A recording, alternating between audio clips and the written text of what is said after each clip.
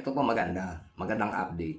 Katatapos ko lang pong panoorin si Makagago o si Boss MG ng live niya. Padarating niya lang po galing abroad. Right away, nag-live siya sa YouTube channel niya. Noong February 24, meron po palang hearing itong si Norman Gusgusin aka Francis Leo Peking Marcos. Hearing sa pamilya ng asawa ni Boss MG o ni Makagago. Na ngayon ay alam na natin na isa palang Lopez na pamilya. Na itong si Tangang Gusgusin, hindi kinilala ang Lopez. Akala yung mga Lopez na ordinaryo lang na Lopez. Ganun lang akala niya. Hindi niya alam, ito pala yung mga Lopez na big time. Kaya inismall niya ng gusto at ngayon kinasuhan siya. The problem is, pupunta si Boss MG at a-attend. Alam niyo mga ka-hombre ko, kahit kailan, yung mga threats ng tao na yan, hindi man lang ako napakilig. O kahit isang balahibo ko hindi niya napatayo. Walang napatunayan yan. Nakita niyo, di ba? May kumumpronta, may sinabi ba? Wala. Duwag yan. Sa personal, wala yan. At makikita niyo lahat sa February 24. Kasi pupunta kami, ng misis ko sa Parañaque. Sa City Hall. Siguro mga 10, nandun ako. Tingnan natin ha, Norman. Make sure, pupunta ka. Pumunta ka, 1,000 batalyon ang isama mo ha. Kahit 1,000 tao, Norman, puta ko, kumprontahin pa rin kita. Ha? Ako, literal, proven and tested. Isang buong venue. Siguro, amounting to 5,000, 6,000 na tao. Lahat yung galit sa akin, pumunta ako mag-isa. Ikaw pa kaya? Hindi ako kikilabutan sa'yo, Norman. I will be having fun there sa February 24. You will see. Tingnan mo. Iyon ay kung ikaw ay aabot sa February 24. Kita nyo, di ba? May gigil sa boses ni MG o ni Makagago. Matagal na po niyang pinanggigilan niya na magkita sila ng personal. At lalo na nung may sinabi siyang hindi maganda sa asawa niya. Madre de Diyos. Dito matutungayan natin o makikita natin na literal kung paano siguro malulunok ni Norman Gusgusin ang kanyang bayag. Dalawa lang mangyayari naman dyan eh. Una, a-attend siya at kukomprontahin siya as to what MG said o ni Makagago sa kanyang live. Alam kong totohanin niya yon. At makikita natin either magpapang-abot to or mananahimik at tatamime lang si Gusgusin habang harap-harapan siyang pinagmumura at for sure makakatikim yan kay MG. No? Ano man lang yung putangin ng physical injury or something, di ba? Available yan. Magkano pa yan kayang-kaya ni MG. Kaya malakas ang loob niya, nabugbugin ka oras na makita ka niya.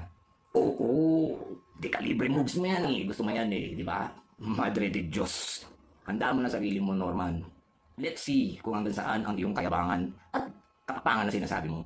Tingnan natin kung sino sa inyong dalawa ang lulunok ng bayag at ang mawawala ng bayag. Puking ina mo. For sure ikaw yun. Fuck you, amen.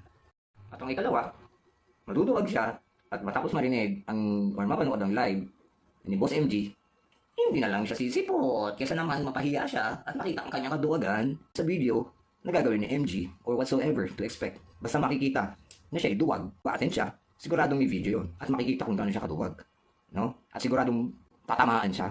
Kesa ganun na mangyari, hindi na lang siya attend at magngangangaw na naman yan sa live niya. For sure, itagaan niyo yan sa bato. So, yun lang ang dalawang pwedeng mangyari dyan na gagawin ni Kulaong na duwag. Tangina ka. Tangina talaga. Idiniin niya na aabangan ka sa entrance ng Parañaque City Hall kung saan gaganapin ang inyong hearing ng versus Lopez family. Ang tindi pa naman ang pinagsasabi mo sa pamilya na yun. Naku, lalo na sa asawa niya. Naku, paano ngayon yan? Yung dalawang nobody nga eh. Nalunok mo yung itlog mo eh. Eto si MG at ang Lopez family. Paano ngayon yan? For sure, 100% hindi ka mag-a-appeal. Ang problema, for all I know, hindi naman ako expert sa hearing, mga ganyan-ganyan, kasi hindi pa naman ako nadedemanda, no? Pero, ay hindi, nademanda pala ako sa Mandaluyong. Smoking. 3 hearings yun, alam ko. I'm not sure sa Parañaque if it's the same. Alam ko, iba-iba yung, I don't know, I'm no expert, no? But, 3 yun, na hearing. Pag hindi ka umatin sa 3 yun, which is, andon si MG, inaabangan ka, at mag-a-appear siya, as he said from his live, makuha to parest ka. At doon na talaga matutupad yung Philippine loop mo. Kaya lang hanggang norte ka lang, doon ka lang sa baluarte mo maglulup eh. Kasi doon ka magtatago hanggang ngayon, doon ka nagtatago, di ba? Natutulog ka na, ginawa mo ng counterban yung E150 mo. Di ba? Doon ka na natutulog, doon ka na kumakain. Tapos minsan doon sa resort na, I forgot the fucking name of that resort. Ano man yun sa norte. Pero nandun ka lang sa norte. Hindi ka dumalabas doon. Sa takot mo kasi duwag ka.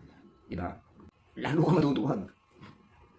I don't know, pero that's exciting. Let's see. Come February 24, doon natin makikita ang pinamamalas mong tapang sa internet. Oo. Tignan natin kung uubra yung kayabangan mo, kukin ang ina mo. Ha? Sobrang yabang mo. Pero meron pa akong mga project content na hindi ko pa na-upload about your kayabangan, in your kagaguhan, in your kababuyan, pukin ang ina mo, ang baboy mo. Kinang ina mo'y. Well, this is just an update. Beware. Para lang malaman mo, Norman Musin, no? Kulangot, Mr. Caliber na banatan. O yan ang resulta ng dekalibre mong banatan. Pukin ang ina mo. Peace out. Poking ina mo'y.